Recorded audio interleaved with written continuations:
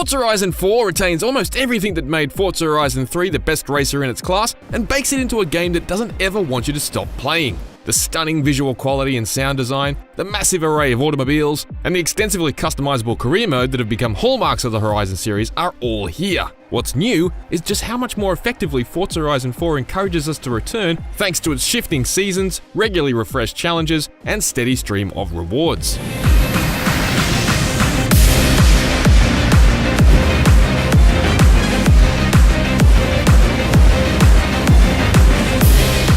Every real-time week, the in-game season will change and bring a whole new look to the world, alongside a bunch of season-specific challenges. Every day, there are still more new Forzathon challenges to complete, and every hour, there's a live online event to participate in, alongside up to 11 other drivers who we work cooperatively with in order to chip away at a shared goal. All of this is on top of what's essentially the traditional Horizon experience: racing, rally, drift, drag, editing your own events with the Horizon blueprint, the lot. This is all made possible by Horizon 4's new default nature as an online shared world racer, where all the other non-traffic cars cruising the open world are human players. We still race against AI, unless you elect to race with or against friends and such, but you'll be sharing the open world itself with the rest of us, doing our own thing. It's not unlike a more intimate version of The Crew, though the difference is it's not compulsory. You can play entirely offline if you want, and being knocked offline for any reason isn't an issue either, because it's smart enough to seamlessly transition between modes with no loss of progress. Even as an anti-social grouch when it comes to multiplayer, I honestly found no good reason to remove myself from the online environment. Pausing, rewinding, that all still works, even online. And strangers are ghosted on contact too, during both free roaming and Forzathon live events, so no one can interrupt your cruising or stunt driving unless you link up and join a convoy with them. It's worthwhile to participate too, because the points we pick up from completing Forzathon challenges form a second in-game currency, separate from the regular credits we earn racing. These Forzathon points can be redeemed at a separate shop for rare cars and other vanity items, including emotes that seem to range from memes when Vine was still a thing to, yep, that's that dance my kid does 40 times a day. It's a bit like the mileage exchange in GT Sport. It seems most of this stuff can also be won randomly as you level up, and while I'm not a big fan of slot machine style prizes, it should be noted that there are no microtransactions involved.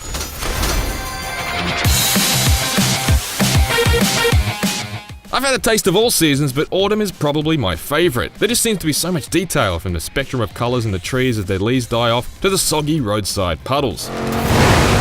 Winter is excellent too. If you've played Forza Horizon 3 Blizzard Mountain, you'll have a basic idea of what to expect. It's not just the world turned white, the landscape takes on an entirely new identity. Overall, Horizon 4's Britain is just gorgeous, and I've enjoyed exploring it immensely, and harassing sheep.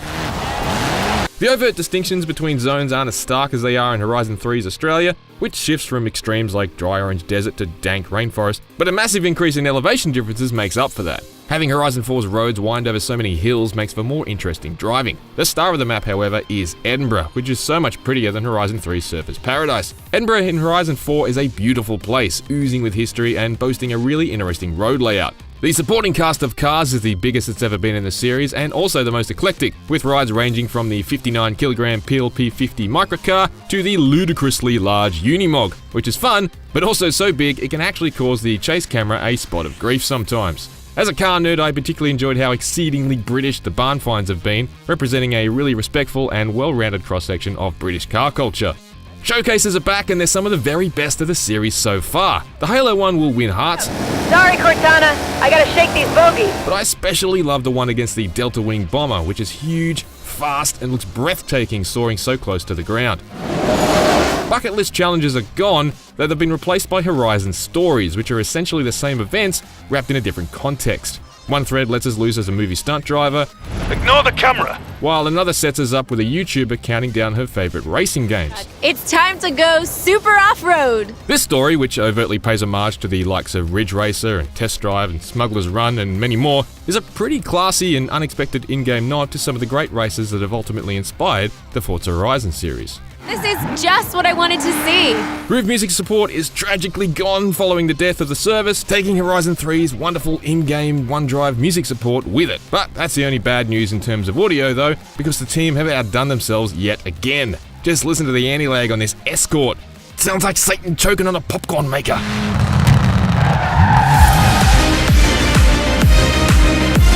I'll always have a massive soft spot for the down-under delights of Forza Horizon 3, but open-world racing has never looked as good as it does in Forza Horizon 4. It combines a beautiful world that's really 4 hugely distinct maps in one, with a constantly rewarding and self-renewing racing experience, and I really can't tear myself away from it.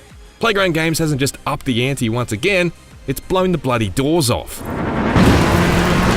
For more Forza Horizon 4, check out the incredible opening sequence, and watch as we take on a giant bomber jet in an Aston Martin.